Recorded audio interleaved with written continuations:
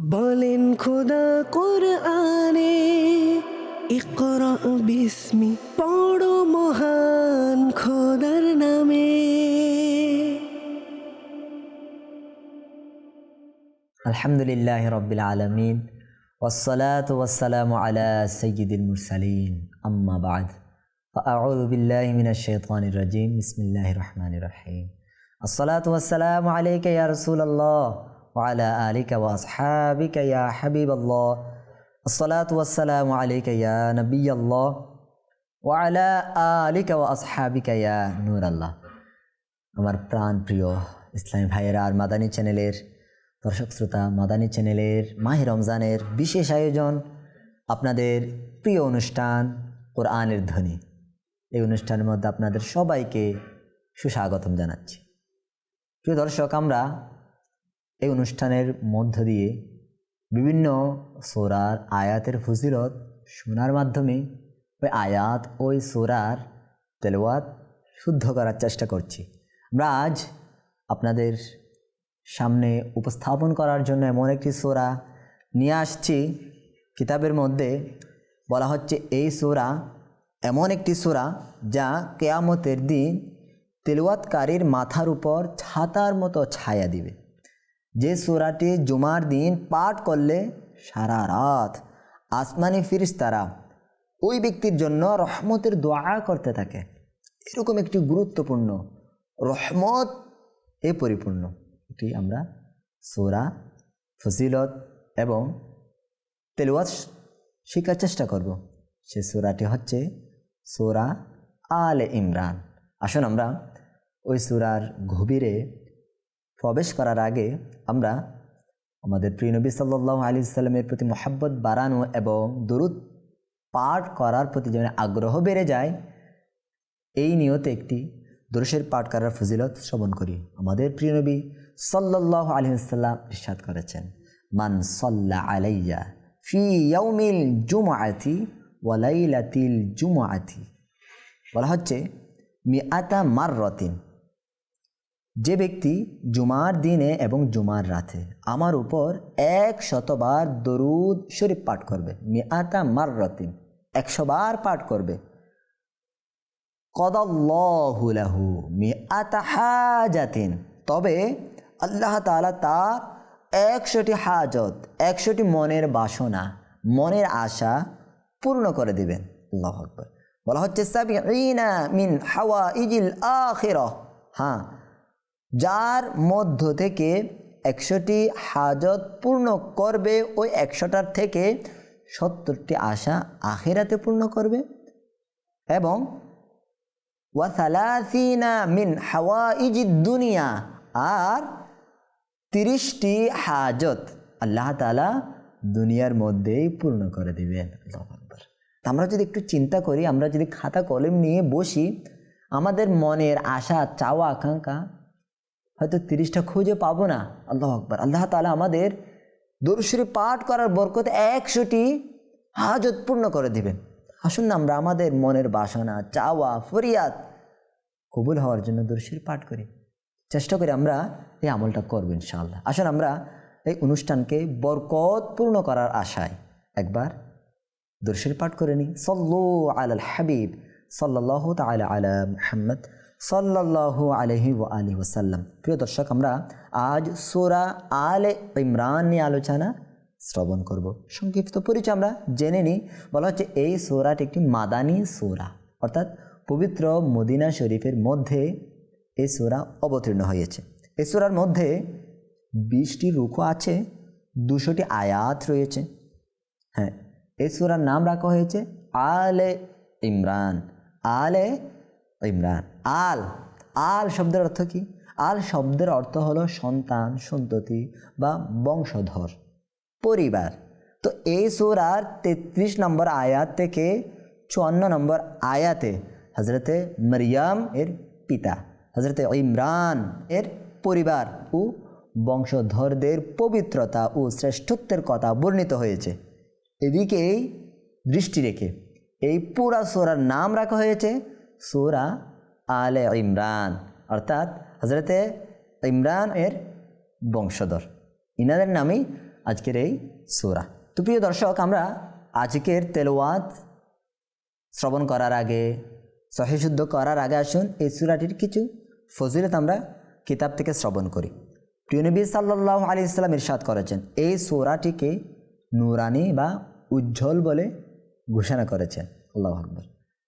কিয়ামতের কঠিন রোদে যখন কোনো ছায়া থাকবে না, তখন এই সূরা এবং সূরা বাকারা, এই দুইটি সূরা ঘন মেঘখণ্ডের মতো বা ডানা বিস্তারকারী পাখির ঝাঁকের মতো এসে তিলাওয়াতকারীকে ছায়া দিবে, ছায়া প্রদান করবে কিয়ামতের ময়দানে। এবং এখানে শেষ নয়, ওই সূরাগুলো তার জন্য আল্লাহ তাআলার দরবারে সুপারিশ করবে। হযরত উসমান ইবনে আফফান রাদিয়াল্লাহু তাআলা আনহু বলেন, যে ব্যক্তি রাতে সূরা আলে ইমরান এর শেষ আয়াতগুলো অথবা শেষ রুকু পাঠ করবে, তার আমল নামায় সারা রাত নফল ইবাদত করার সওয়াব লিখে দিবেন। আল্লাহু আকবার। দেখেন কত ফজিলত, সারা রাত ইবাদত করার সওয়াব পাওয়া যাবে এই সূরার শেষ রুকু তেলাওয়াত করলে। আল্লাহু আকবার। দেখেন হযরতে মাকহুল রাদিয়াল্লাহু তাআলা আনহু বর্ণনা করেন, যে ব্যক্তি জুমার দিন সূরা আলে ইমরান তেলাওয়াত করবে, তবে রাত হওয়া পর্যন্ত আসমানি ফেরেশতারা অবিরত তার মাগফিরাত বা ক্ষমার জন্য দোয়া করতে থাকে। আল্লাহু আকবার। কত ফজিলত। দেখেন প্রিয় উপস্থিতি, আমরা যে সূরার তেলাওয়াত করলে ফেরেশতারা আমাদের জন্য দোয়া করে, কিয়ামতের দিন ছায়া পাওয়ার গ্যারান্টি স্বরূপ একটা বর্ণনা পেয়েছি, সেই সূরাটাকে আমরা অশুদ্ধভাবে, ভুল উচ্চারণে, তাজবিদের বিপরীত তেলাওয়াত করব, ঠিক আমাদের উচিত হবে না, কখনো উচিত হবে না। আমাদের উচিত হবে এই সূরার তেলাওয়াত সহিহ শুদ্ধ করে করা, তাজবিদ অনুযায়ী করা, তাহলেই আমরা এর ফজিলতগুলো পেতে পারবো, সওয়াব অর্জন করব, অন্যথায় গুনাহ হওয়ার সম্ভাবনা বেশি। তাই প্রিয় দর্শক, আসুন আমরা এই রমজানকে কাজে লাগিয়ে এই অনুষ্ঠানের মাধ্যমে আমরা চেষ্টা করি কোরআন কারীমের তেলাওয়াতকে একটু সহিহ শুদ্ধ করার। এর মাধ্যমে আমরা দুনিয়ার মধ্যেও আমরা সফলতা দেখতে পাবো, সাথে সাথে আখিরাতে তো পাবোই।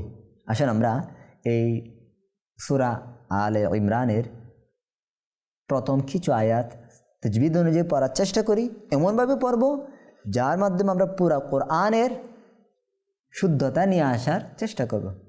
চলুন।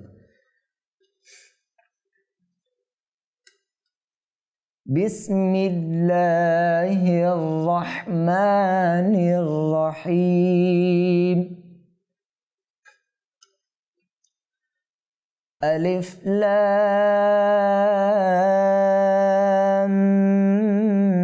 মিম। এই বর্ণনাটি আমরা আলোচনা শুনেছি গত পর্বে। এটা হরফে মুকাত্তায়াত, একক বর্ণের মতো পৃথক করে পড়ব। যেখানে গুণনা করা প্রয়োজন গুণনা করতে হবে, যেখানে টানা প্রয়োজন টানতে হবে। ঠিক আছে, তাহলে আমরা এটা কীভাবে পড়ছি লক্ষ্য করি। আলিফ লাম মিম। জি, পরবর্তী আয়াত। আল্লাহু লা ইলাহা ইল্লা হুয়াল হাইয়ুল কাইয়্যুম। লক্ষ্য করুন এই আয়াতের মধ্যে তাজবিদের কি কি নিয়ম আসছে। আল্লাহ, ল, এটা কি হবে? পুর, হু টানা যাবে না, লা টানতে হবে। কি হয়েছে? এই হরফে মাদ্দার পরে দ্বিতীয় শব্দের শুরুতে হামজা আসছে, মধ্যে মুনফাসিল, ইলা খাড়া হরকত, টানতে হবে ইল্লা। টানবো কেন? আলিফ মাদ্দা হয়েছে এই জন্য টানবো। এখানে একটা দেখেন হুয়া, হুয়া ওয়াও এই লামকে ধরবে, আলিফ এটা বাদ পড়বে। হ্যাঁ, হুয়াল হাইয়ুল, হুয়াল হাইয়ুল না, এখানে একটা লাম দিয়েছে না। হ্যাঁ, বলা হচ্ছে এটা যদি আয়াতের মাঝখানে এভাবে থাকে, এখানে ওয়াকফ করব না, থামবো না। যে ব্যাপারে সবাই একমত পোষণ করেছেন, সকলের মতে আমরা আয়াতের মাঝখানে যদি এখানে এটা থাকে, আমরা এখানে থামবো না, থেমে যাব না। যদি এই লাম আলিফটা এরকম কোনো ওয়াকফা তাম পরিপূর্ণ আয়াতের উপর থাকে, তাহলে আমরা থামতেও পারবো। বুঝতে পেরেছেন? তাহলে কিন্তু এরকম আয়াতের মাঝখানে থাকলে আমরা এখানে থামবো না, ঠিক আছে? যদি নিঃশ্বাস শেষ হয়ে যায় তাহলে এখানেই আমরা থেমে যাব, একটু আগে, এখানে থামবো না, অথবা এখানে থামবো। বুঝতে পেরেছেন? এটা লক্ষ্য রাখবেন। হ্যাঁ, দেখেন, আল্লাহু লা ইলাহা ইল্লা হুয়াল হাইয়ুল কাইয়্যুম কাইয়্যুম আল্লাহু লা ইলাহা ইল্লা হুয়াল হাইয়ুল কাইয়্যুম। জি, পরবর্তী আয়াতে আমরা চলে যাই। نزل عليك الكتاب بالحق مصدقا لما بين يديه। থেমেছেন আমরা? আমার কোনো চিহ্ন আছে? নাই। হ্যাঁ, নাই। এই জন্য আমরা আবার যদি পড়তে চাই পুনরাবৃত্তি করতে হবে। মাদানী কায়দার ভাষা এটা ইয়াদা, না ইয়াদা করতে হবে। আচ্ছা, এখানে আরেকটা বিষয় লক্ষ্য করেন, দাল ইয়া জবর দাই, ইয়া সাকিনের পূর্বে জবর আসছে, তার মানে কি ইয়া মাদ্দা হয়েছে না, কি হয়েছে? ইয়া লিন হয়েছে। ইয়া লিন টানা যায়? ওয়াউলিনও টানা যায় না, ইয়ালিনও টানা যায় না। তবে ওয়াউলিন বা ইয়ালিন এর পরের বর্ণে, পরবর্তী বর্ণে যদি আমরা থেমে যাই, থামার কারণে এখানে সাকিন হয়ে যাবেন হাজের হি। যদি ওয়াউলিন বা ইয়ালিনের পরে আরজি সাকিন চলে আসে, কি সাকিন? আরজি সাকিন হয়। আরজি সাকিন মানে অস্থায়ী সাকিন। এখানে আমরা থেমেছি যেন আমরা এখানে সাকিন দিয়েছি। যদি এরকম হয় তাহলে এটা মধ্যে লিনে আরিস হবে। কি হবে? মধ্যে লিনে আরিস। আগে যেটাকে টানা যেত না, এটা এখন আমরা টানতে পারবো। স্যার, আমরা এটা টানবো, ইয়াদাই। ঠিক আছে? জি, তাহলে এখন আমরা কি করবো? ইয়াদা করবো। দেখেন, বাইনা ইয়াদাইহি ওয়া আনজালাত তাওরাতা ওয়াল ইনজিল।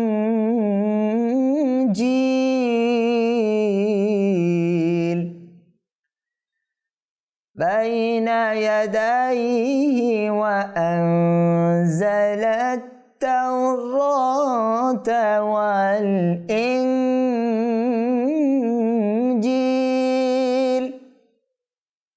আর এখানে কি আছে একটু লক্ষ্য করে, তাজবিদের নিয়ম, আনজালা নুন সাকিন না, কি হয়েছে এখানে? ইখফা হয়েছে। কেন? নুন সাকিনের পরে জা বর্ণ আসছে। জা বর্ণ কিসের? ইখফার। গুণনা করতে হবে। লামটা সরাসরি আলিফ লাম বাদ দিয়ে তায়ের সাথে যুক্ত হবে। তাও তা, তাও তা, র এটা পুর হবে, কাটা হারকত, কাটা জবর, এই জন্য পুর হবে। ওয়াল, ওয়াও লামকে ধরে, ওয়াল ইন, হামজা নুন জের ইন। ঠিক আছে? আবার নুন সাকিন চলে আসছে, নুন সাকিনের পরে জিম আসছে না, জিম আসলে নুন সাকিনের পরে জিম আসা মানে ইখফার বর্ণ আসছে। তাহলে এখানে ইন, এই নুনটাকে আমরা নুন সাকিনটাকে গুন্না করে পড়বো, ইখফা করে পড়বো। জিল মাদ্দে আরিস, কিছুতাই থেকে ইয়া মাদ্দা থেকে মাদ্দা আরিস হয়ে গেছে। ঠিক আছে? তো আমরা এটা আবার পড়ার চেষ্টা করি ভেঙে ভেঙে। হ্যাঁ, نزل عليك الكتاب بالحق, পড়েন, نزل عليك الكتاب بالحق। এখন আমরা এটা হাক্কি পড়ছি, কিন্তু যদি আমরা এখানে স্বাভাবিকভাবে যেটা পড়তে হয় এটা যদি পড়ি, এখানে থামার কারণে কফে সাকিন হয়ে যাবে। বিল হক, বিল হক। এটা আমরা হাক্কি পড়ছি, এটা আমরা মস্ক করার জন্য, হ্যাঁ, আমরা প্র্যাকটিস করার জন্য এভাবে এখানে থেমেছি। আসলে এখানে আমরা থামি নাই। মুসাদ্দিকাল লিমা বাইনা ইয়াদাইহি, আবার পড়েন, মুসাদ্দিকাল লিমা বাইনা ইয়াদাইহি, মুসাদ্দিকাল লিমা বাইনা ইয়াদাইহি। জি, পড়েন। হ্যাঁ, পড়েন। জি, এরপরে ওয়া আনজালাত التوراة والإنجيل وأنزل التوراة والإنجيل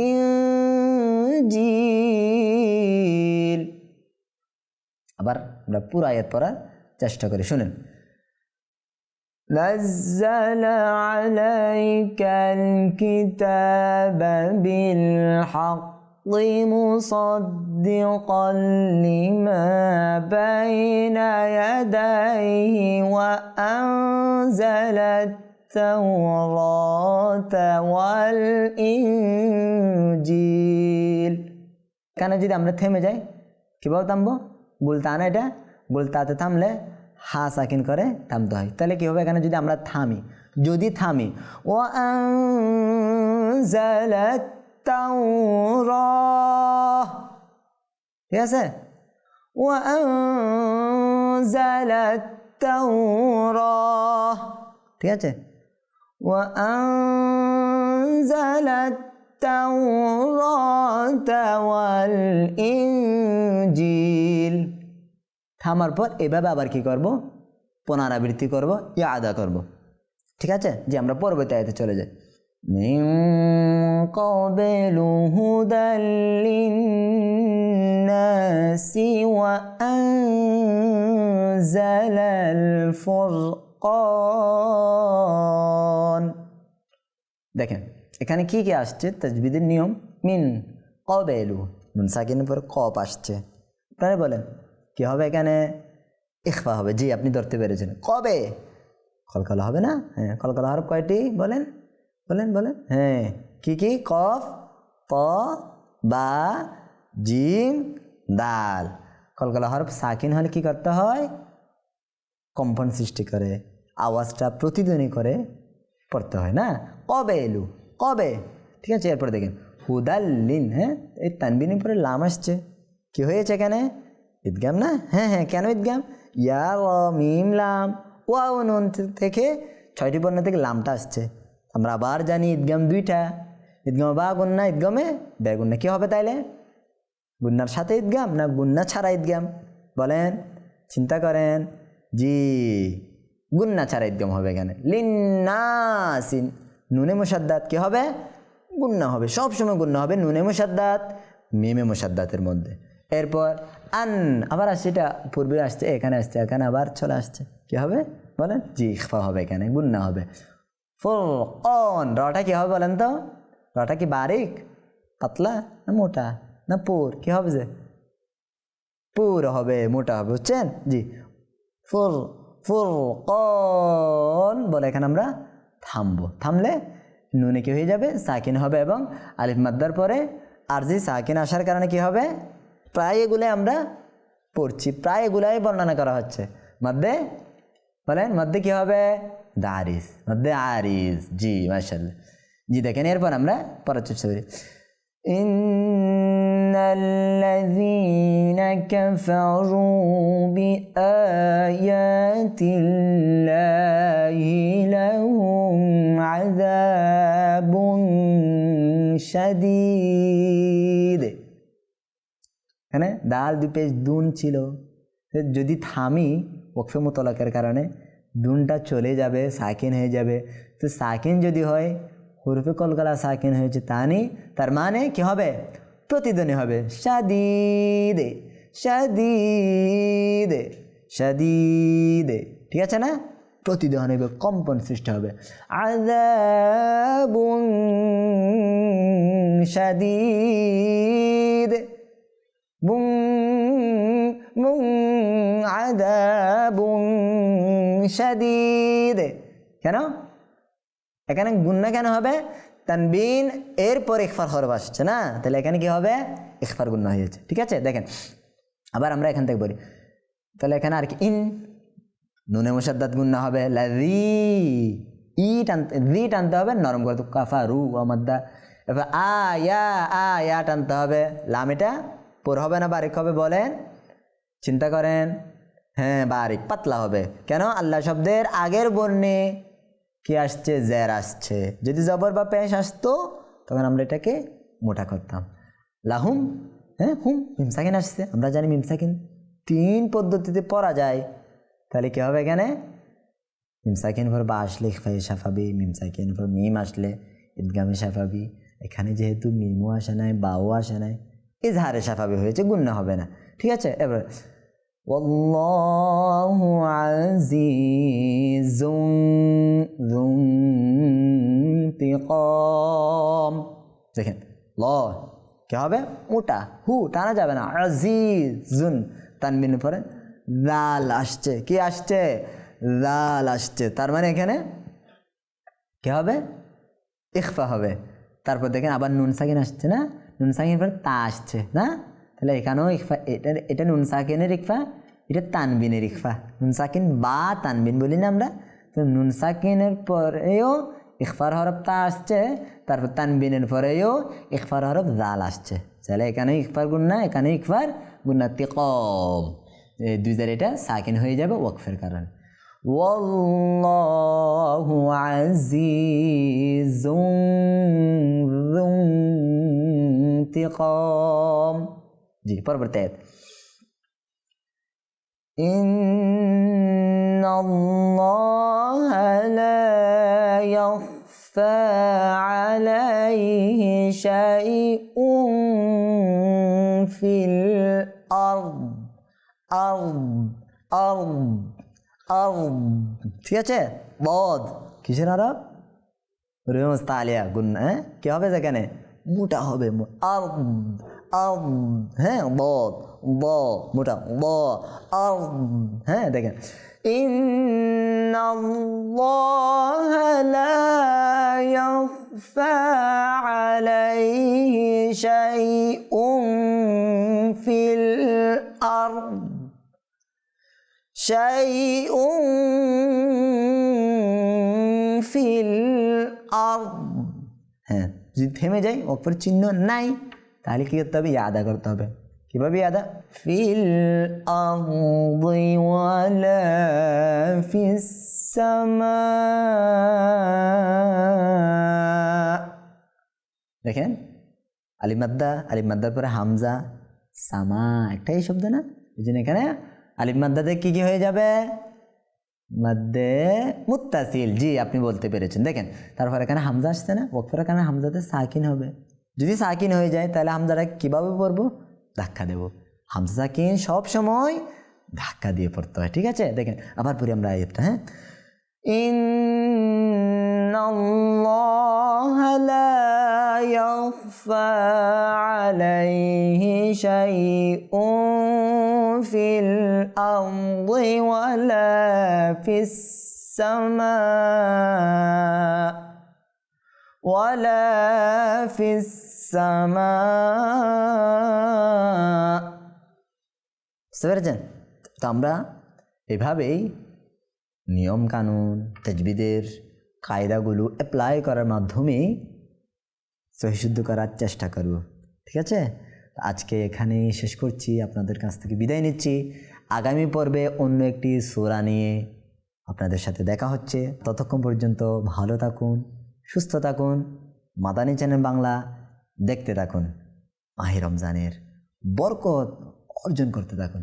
সল্লু আলাল হাবিব সাল্লাল্লাহু তাআলা আলা মুহাম্মদ সাল্লাল্লাহু আলাইহি ওয়াসাল্লাম। বলেন খোদা কোরআনে ইকরা বিস্মি